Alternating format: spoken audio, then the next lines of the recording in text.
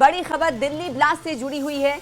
मुलजमीन की रिमांड 4 दिन और बढ़ाई गई है। एनआईए कोर्ट ने तमाम मुलजमीन की रिमांड बढ़ाई है, जिसमें doctor Muzammil, doctor Adil, doctor Shaheen, मुफ्ती इरफान शामिल है। 10 दिनों की एनआईए कस्टडी के बाद किया गया था आज कोर्ट में पेश, जिसके बाद 4 दिन की रिमांड में तौसी की गई है। दिल्ली ब्लास्ट के तमाम मुलजमीन हैं जिन्हें 4 दिन की रिमांड और जिनकी बढ़ाई गई है, 4 दिनों की रिमांड तौसी की गई है। कौन कौन से मुलजमीन हैं जिनका नाम आपको एक बार फिर से बता देते हैं। Doctor Muzammil, doctor Adil, doctor Shaheen, मुफ्ती इरफान की रिमांड 4 दिनों की और बढ़ाई गई है। आपको बताएं कि 10 दिनों की पहले एनआईए की कस्टडी के बाद इन्हें कोर्ट में आज पेश किया गया था, जिसके बाद अब कोर्ट ने 4 दिनों की और तौसी की गई है। एनआईए की कस्टडी में तमाम आरोपी हैं, तमाम मुलजमीन हैं और अब एनआईए कोर्ट ने आरोपियों की रिमांड के हवाले से इस वक्त जो फैसला सुना है वो ये कि 4 दिन की तौसी की गई है। इन तमाम मुलजमीन दिल्ली बम धमाके से तमाम ये मुलजमीन जुड़े हुए हैं। डॉक्टर मुजम्मिल जिसका नाम है और डॉक्टर आदिल, डॉक्टर शाहीन, मुफ्ती इरफान की रिमांड बढ़ी है और इसमें इजाफा जो हुआ है वो 4 दिनों का हुआ है।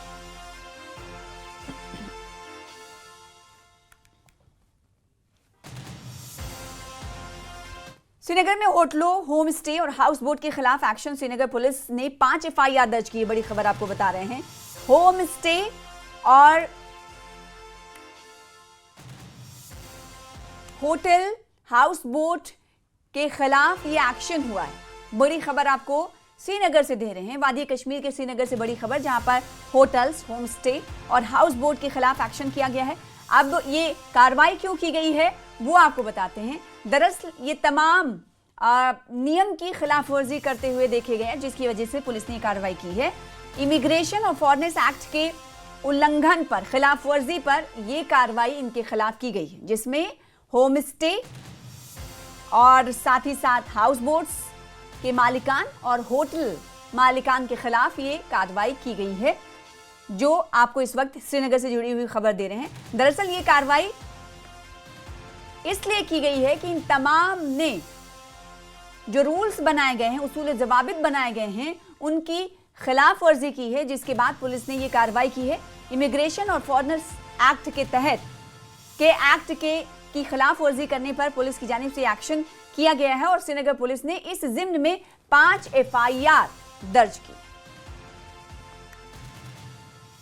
और एक और बड़ी खबर का रुख कर लेते हैं, जो कि इंजीनियर अब्दुल रशीद से जुड़ी हुई है। इंजीनियर अब्दुल रशीद ने प्रधानमंत्री नरेंद्र मोदी को खत लिखा है।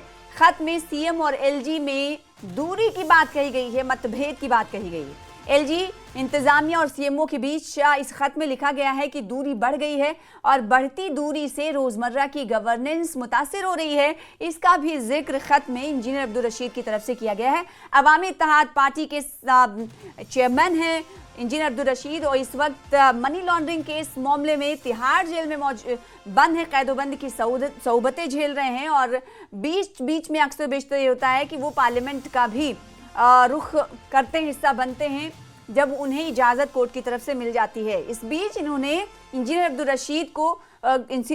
रशीद ने एलजी और सीएमओ के हवाले से पीएम मोदी को खत लिखा है और कहा है कि इन दोनों के दरमियान जो बढ़ी हुई दूरी है वो कहीं ना कहीं लोगों को मुतासिर कर रही है। इन हालात ने अनिश्चितता पैदा कर दी है और जो तरक्याती और जो काम हैं उनकी रफ्तार भी धीमी हो गई है। इंजीनियर अब्दुल रशीद ने पीएम से मुदाखलत करने की मांग भी की।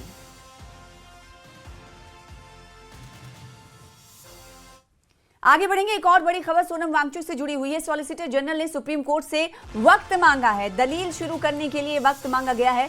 अगले पीर तक यानी सोमवार तक सुप्रीम कोर्ट में, मुल्क की सबसे बड़ी कोर्ट में सुनवाई टल गई है। 15 दिसंबर को होगी सुप्रीम कोर्ट में अगली सुनवाई। तो इस वक्त की बड़ी खबर आपको दे रहे हैं सोनम वांगचुक से जुड़ी हुई। सोनम वांगचुक मामले में आपको बताएं कि आज मुल्क की सबसे बड़ी अदालत में सुनवाई हुई। दलील शुरू करने के लिए अब वक्त मांगा गया है। अगले सोमवार तक सुप्रीम कोर्ट में समाअत टल गई।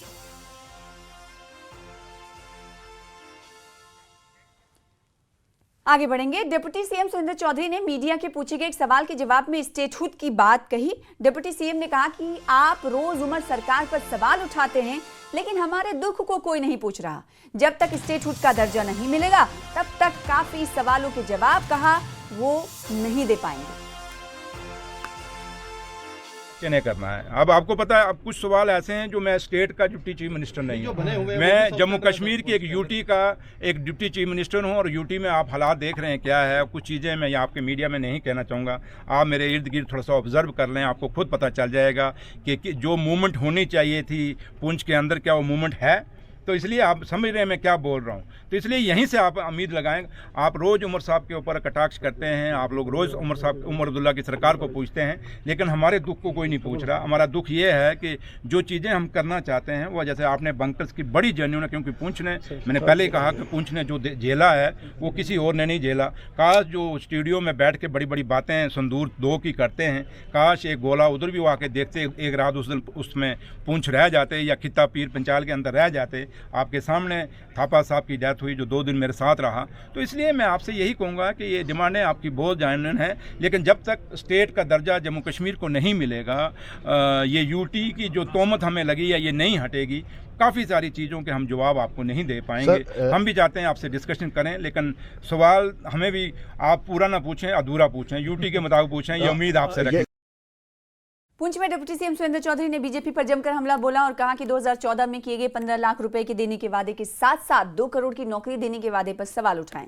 डिप्टी सीएम सुरेंद्र चौधरी ने कहा कि एनसी का 5 साल का वादा पास होगा और 11 साल वाला फेल होगा और फेल ही रहेगा। साल में 2014 में एक वादा हुआ था कि हम 15 लाख आपके खाते में डालेंगे।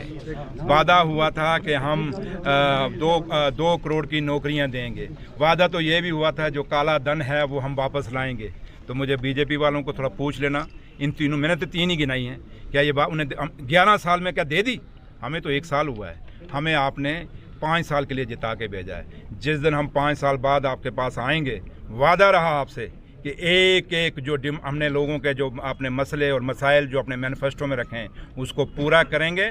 और उस दिन आप लोग फिर फैसला करना कि 11 साल वालों ने क्या किया था और 5 सालों वालों ने क्या किया। और दावे से कहते हैं कि 5 साल वाला पास होगा, 11 साल वाला हमेशा फेल है तो फेल ही रहेगा।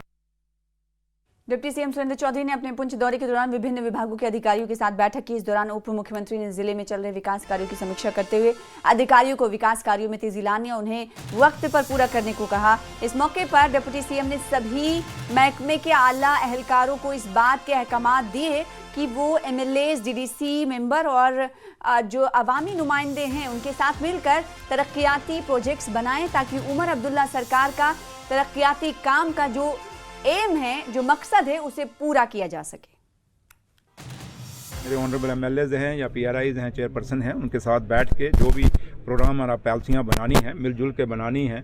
मकसद एक ही है कि जम्मू कश्मीर की तरक्की हो। और उमर अब्दुल्ला सरकार जो मकसद लेके चली है उसमें यही है कि भाईचारा बना के अपना भाईचारे को मजबूत करें, जिसके लिए जम्मू कश्मीर जाना जाता है। अपनी मेहमान नवाजी को मजबूत करें, जिसके लिए देश और दुनिया में जम्मू कश्मीर का नाम है।